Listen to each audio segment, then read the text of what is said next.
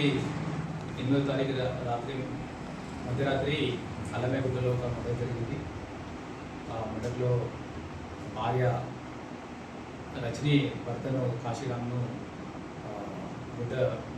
గడ్డపర local బండతోని తల మీద కొట్టి చంపడం జరుగుతుంది. అక్కడనే రక్తం మడుగులో పడిపోయి చనిపోతుంది.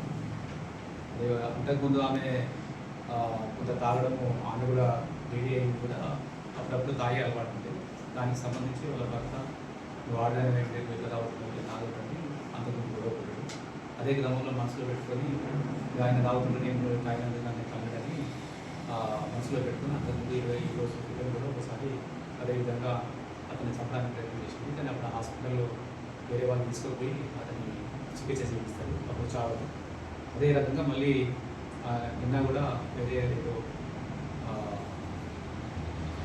పిక్నిక్ అని బయటికి వెళ్తారు. వంట వాడటానికి బయటికి వాళ్ళ కుటుంబంతో బయటికి పోయి అక్కడ తాగి వస్తారు. వాళ్ళ భర్త తాగి వస్తారు. తాగి వచ్చిన తర్వాత ఎట్లాగో అంతకుముందు ఒకసారి ప్రయత్నం చేసింది కనుక మళ్ళీ వచ్చిన తర్వాత ఆ రకమైన అవమానం వచ్చిందనే ఉద్దేశంతో లోపల పడుతుంది అతన్ని కలగకుండా కొట్టి చంపుతుంది. తండ్రి తర్వాత రోగులు మనం తీసుకుపోయి వేరే దగ్గర పెట్టి ఆమె పాడుతుంది. ఈరోజు ఎస్ఏ గారు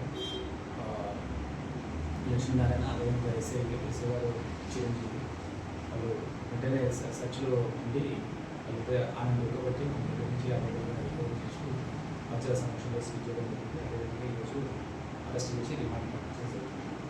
వాళ్ళ 3 పిల్లలు ఉన్నారు. 2 ఆడపిల్లలు, 1 మగ.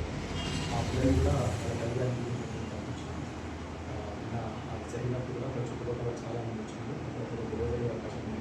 వెంటనే అదే ఇన్సిడెంట్ జరిగిన వెంటనే సిఐ గారు, ఎస్ఐ గారు మొదటి డిస్కస్ చేసి వాళ్ళ పద్ధతి ఇన్సిడెంట్ జరగకుండా అన్ని చర్యలు తీసుకొని వెంటనే అరెస్ట్ చేసినందుకు సిఐ లక్ష్మీనారాయణ, అదేవిధంగా ఎస్ఐ చిరంజీవి అభినందిస్తారు.